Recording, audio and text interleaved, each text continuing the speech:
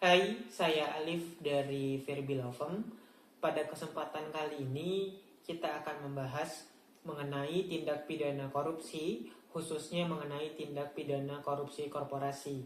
Ada beberapa poin pembahasan yang akan disampaikan, namun sebelum membahas lebih jauh, tentu perlu dipahami terlebih dahulu mengenai makna dan definisi daripada tindak pidana korupsi.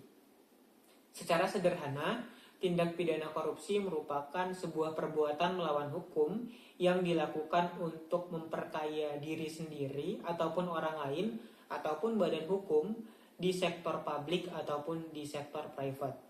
Perlu diketahui bahwa tindak pidana korupsi pada umumnya tidak hanya dilakukan di sektor publik saja, namun di sektor swasta ataupun di sektor private juga banyak dilakukan tindak pidana korupsi.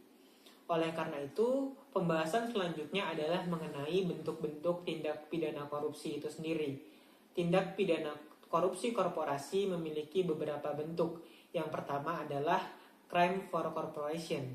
Artinya, tindak pidana korupsi semacam ini dilakukan oleh sebuah korporasi dengan bentuk-bentuk tindak pidana seperti gratifikasi, penggelapan, penyuapan, atau penyalahgunaan kekuasaan atas barang dan jasa.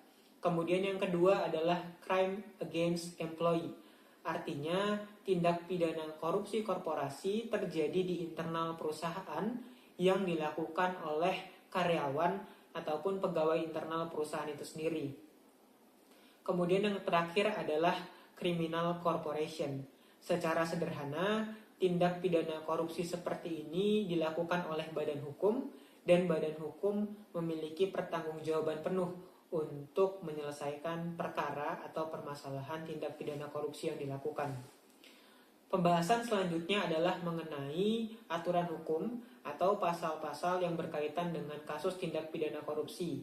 Pasal yang pertama adalah pasal 59 KUHP yang pada intinya mengatur bahwasannya apabila korporasi yang melakukan tindak pidana korupsi, maka pertanggungjawabannya sepenuhnya diberlakukan kepada pengurus korporasi untuk menyelesaikan perkara tindak pidana korupsi korporasi.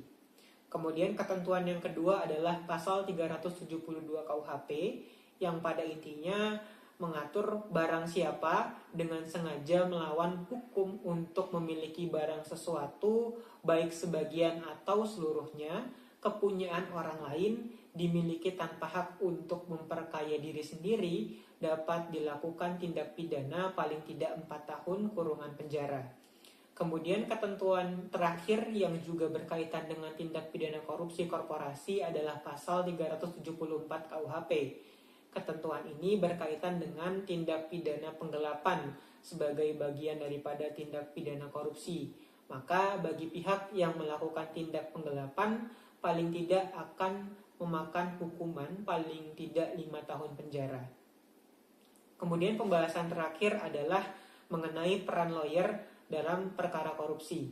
Sebagaimana yang diketahui bahwa korupsi merupakan bentuk kejahatan luar biasa, maka diperlukan seorang lawyer ataupun advokat untuk melakukan pendampingan perkara dari awal sampai dengan putusan pengadilan. Dalam hal ini terdapat beberapa peran penting lawyer dalam perkara korupsi korporasi.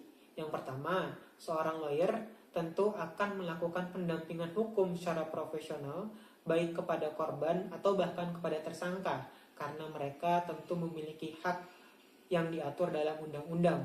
Kemudian yang kedua, seorang lawyer memiliki peran penting untuk memberikan konsultasi dan juga bantuan hukum baik kepada korban dan juga tersangka.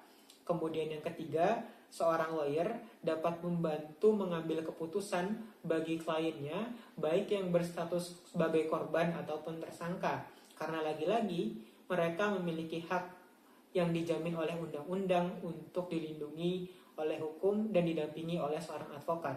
Dan yang terakhir adalah seorang lawyer memiliki peran penting untuk memberikan saran, solusi, dan juga rekomendasi kepada tersangka ataupun korban untuk mengambil sebuah tindakan hukum.